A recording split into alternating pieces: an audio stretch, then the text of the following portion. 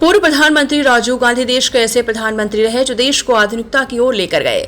तकनीक से लेकर टेलीकॉम क्रांति और पंचायती राज से लेकर ई गवर्नेंस तक बड़ा परिवर्तन लेकर आए। आज उनकी बर्थ एनिवर्सरी है।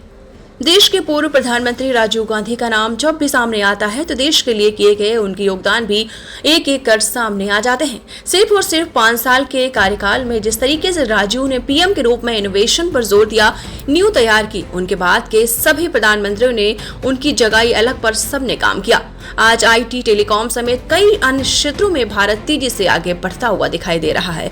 उसमें उस प्रधानमंत्री की भूमिका से इनकार नहीं किया जा सकता जो 20 अगस्त को राजीव गांधी की जयंती पर उनके योगदान को देश के हर नागरिक को आज जानना चाहिए।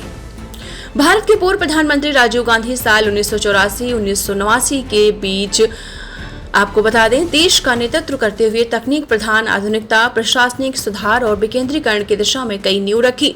उन्हें भारत के आधुनिकीकरण के अगुवा के रूप में भी याद किया जाता है।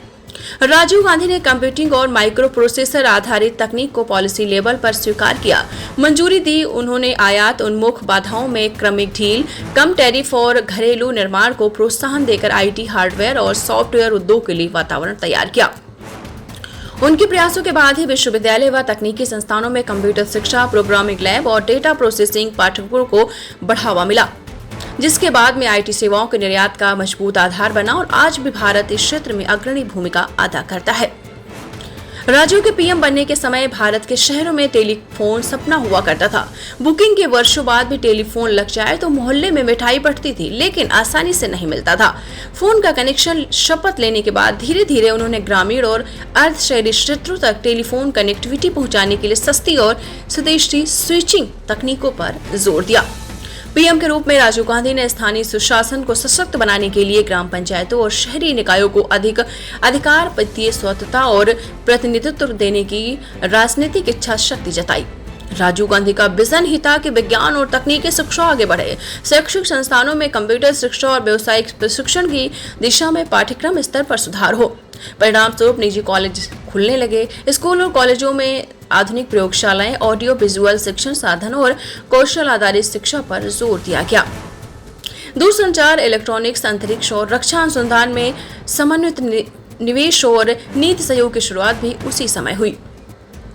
जी हाँ, युवाओं को नीति निर्माण के केंद्र में लाने के लिए कौशल विकास, उद्यमिता और नेतृत्व के अवसरों पर राजीव ने बल दिया। राजीव गांधी ऐसे पीएम थे जो हमेशा संवाद में भरोसा रखते थे।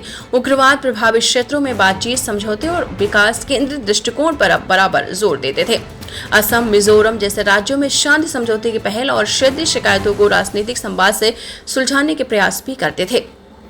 पीएम के रूप में राजीव ने जो तकनीकी विकास की यात्रा का संकल्प लिया, उसी का असर था कि देश में निजी टेलीविजन भी बड़े पैमाने पर आए।